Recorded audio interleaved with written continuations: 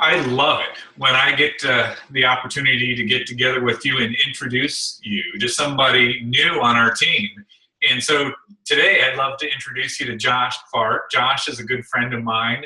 We connected several years ago, initially through one of the coaching networks that we provide through the Unstuck Group. And then as I worked with him and his church, just found a great match on how he's wired up, his passion for the local church, wanting people to meet Jesus and take steps in their faith, and wanting churches to be more effective in that mission.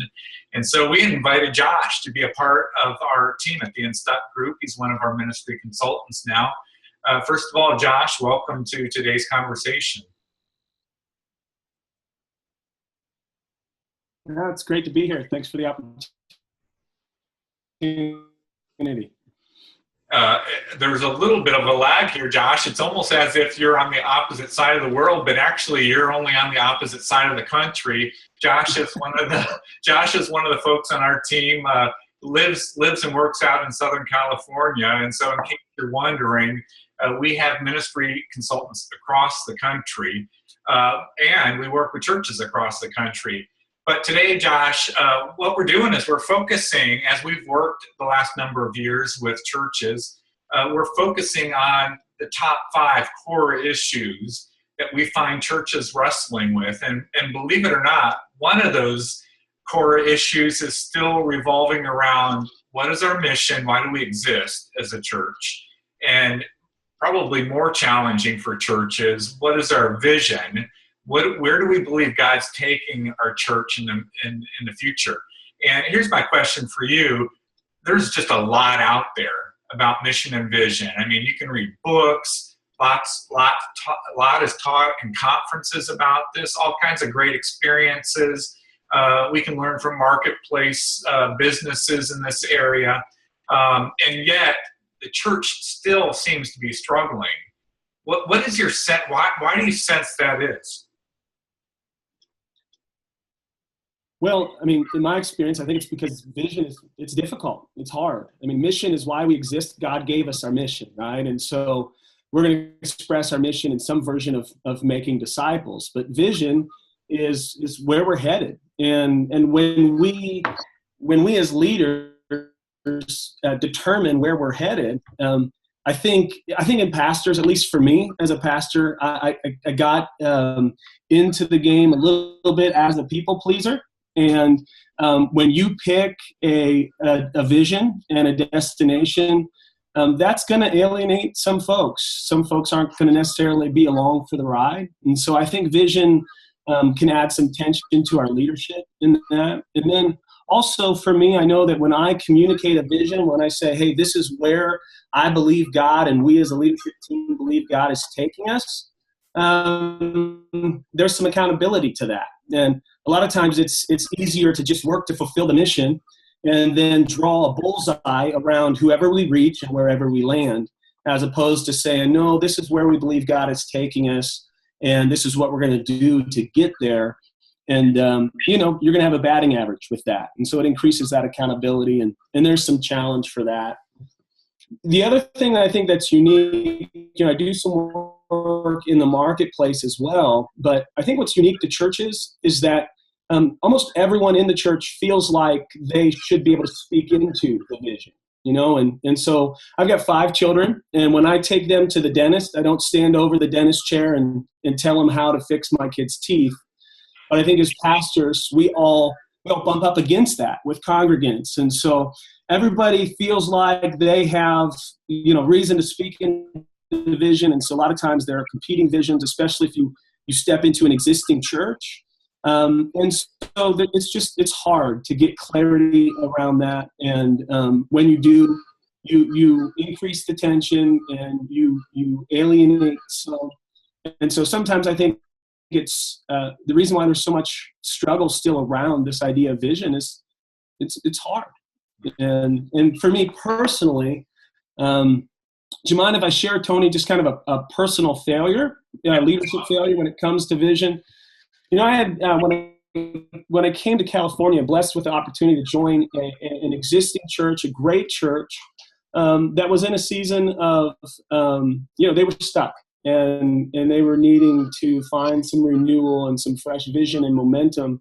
When I came in, I was really intentional about learning the church, understanding who we were. Sometimes as pastors, we want to pastor the church we wish we had as opposed to the one that God has given us. And so really felt like I needed to take time and get to know our church and our team, and did that well. But when it came to vision, I really almost restated a mission. We had a good mission statement, helping people find and follow Jesus.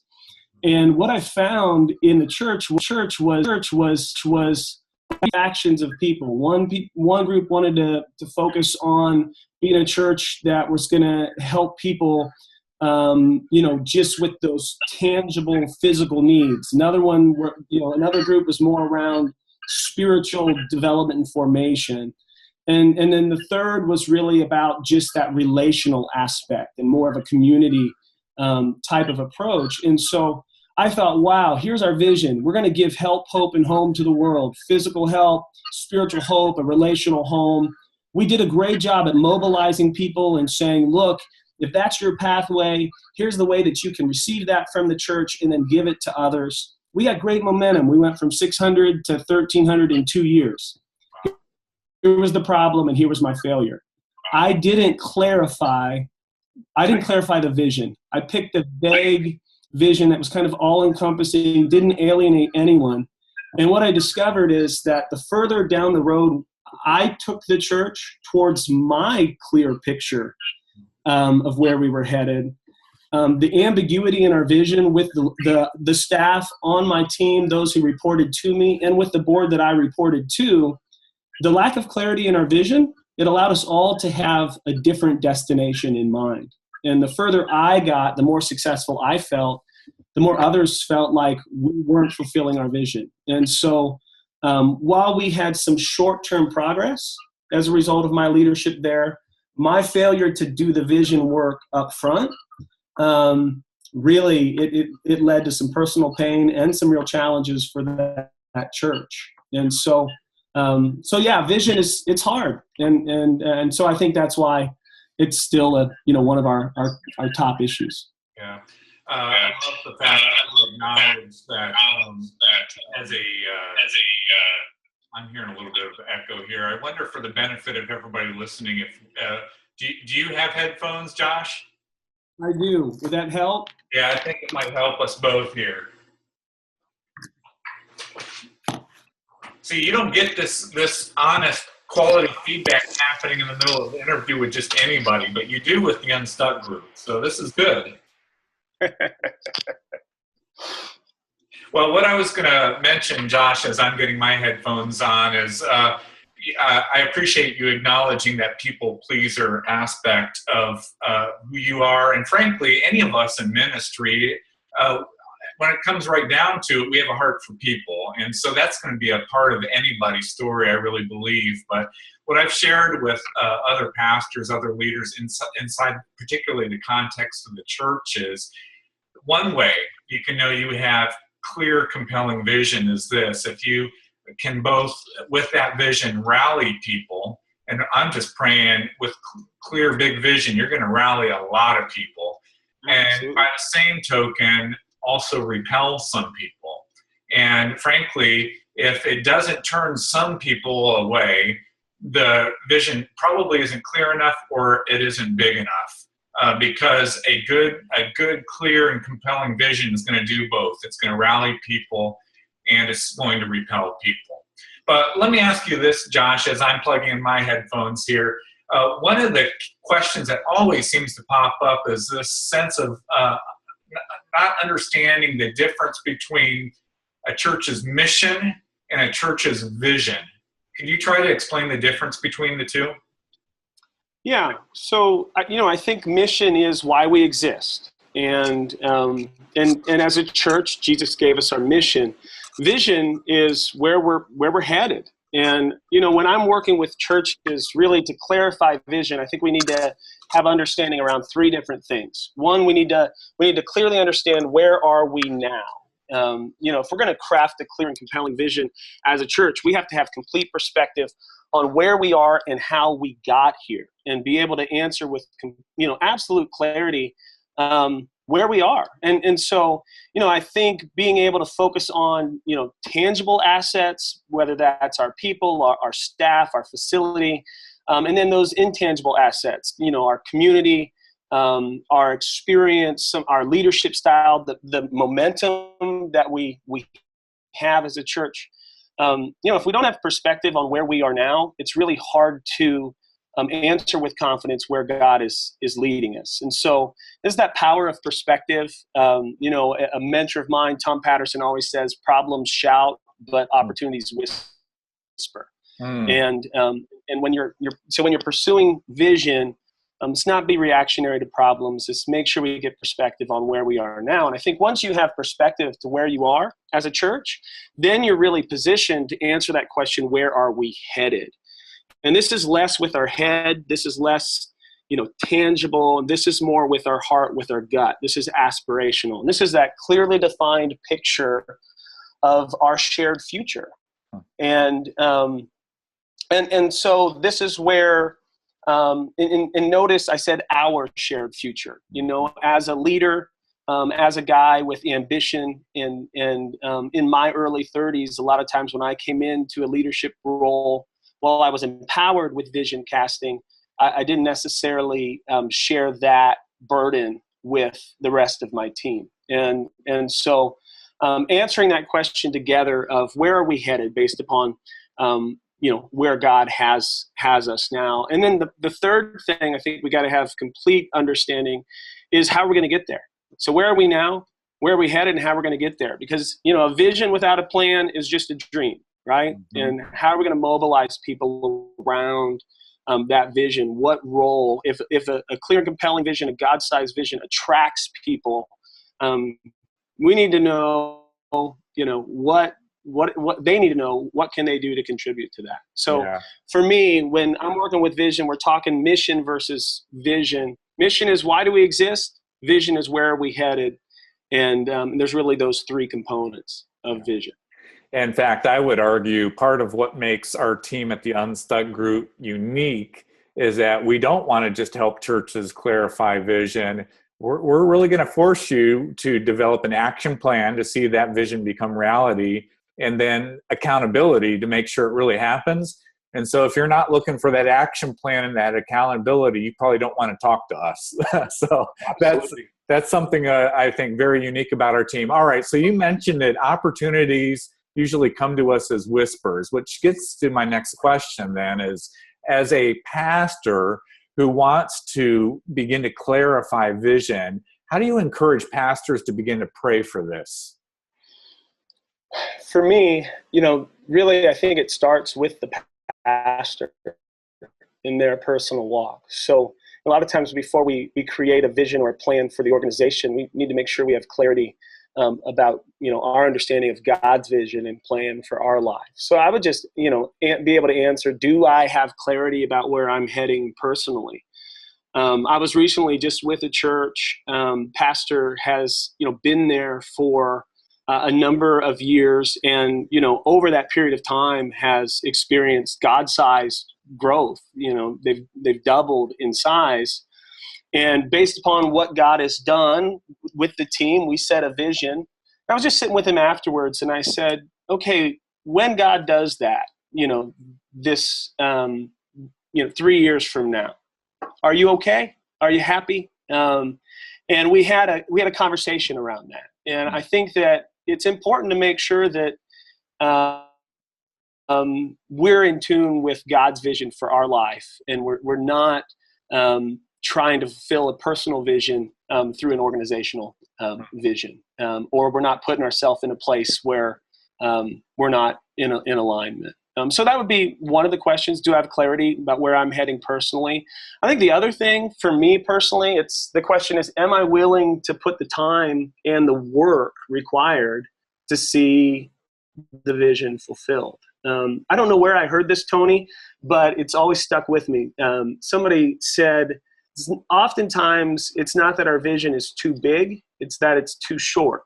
And what he meant by that is just we typically overestimate what God can accomplish through us in the short term, but underestimate what he can accomplish in the long term. And so making sure that I'm committed personally to this vision and to the cost and to the growth required before I move the church down this road. And then maybe the third thing, we have the opportunity to be exposed to so many great leaders and great visions, around the world, that it can be easy sometimes to just try to adopt someone else's vision and something that worked in their context. And so is it authentic to me? Is this something that God has really gifted me and our local body to be able to accomplish? So I think those are all good questions, and questions that I am consistently asking myself. That's good. All right. So Josh, let me take advantage of some of your experience being a lead pastor in the past, being on senior leadership teams, working with churches across the country. Once that vision is established, what are some practical ways that leaders, church teams can creatively communicate that vision to help generate momentum?